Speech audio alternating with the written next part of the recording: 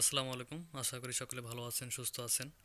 আজকে আমরা যাচ্ছি ভুট্টার জমিতে সার দেওয়ার জন্য। সাথে আছে আমাদের বাড়ির পাশের বিচ্ছু বাহিনী, আমার ভাইয়ের দুইটা ছেলে, ওরা জমজ ছেলে, আর আরেকটা বড় ভাই। আজকে আমরা জমিতে কিছু অনুখাদ্য এবং সার দিব, যেটা বিগত 5 বছরে মনে হয় না যে কোনো জমিতে দেয়া হয়েছে। আর এই সারগুলো অনেকেই দেখে, অনেক কৃষক দেখে বলতেছিল যে এই সার কোনোদিন তারা দেয় নাই বা জমিতে প্রয়োগ করে নাই।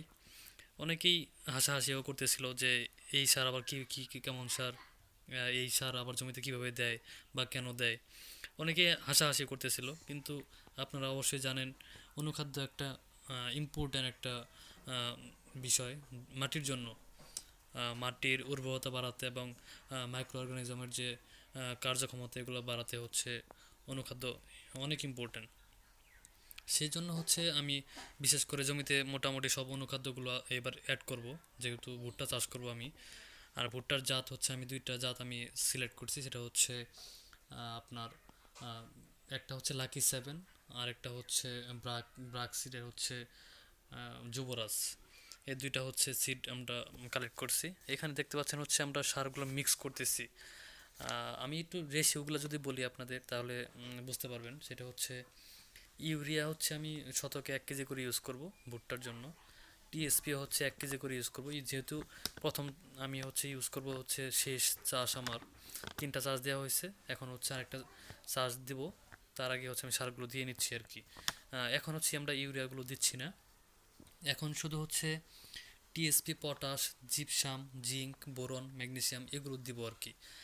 আপনারা দেখতে পাচ্ছেন এখন মিক্স করতেছি আর কি। জিপসামগুলো মিক্স করার পরে এখন আমরা জিঙ্ক আলাদাভাবে ইয়ে করবো আর কি। জিঙ্ক আমরা এই সারের সাথে মিক্স করব না, জিঙ্কটা আলাদা ইয়ে করতে হয়, জমিতে প্রয়োগ করতে হয়।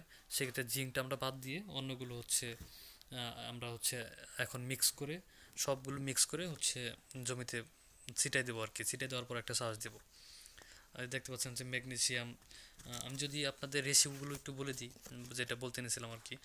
ইউরিয়া শতক প্রতি 1 কেজি, টিএসপি শতক প্রতি 1 কেজি, পটাশটা শতক প্রতি শতক মানে ডেসিমেল, পটাশটা প্রতি ডেসিমেলে 500 গ্রাম, জিপসাম 500 গ্রাম দেওয়া ভালো, যদি একটু কম দিতে চান কোনো সমস্যা নাই।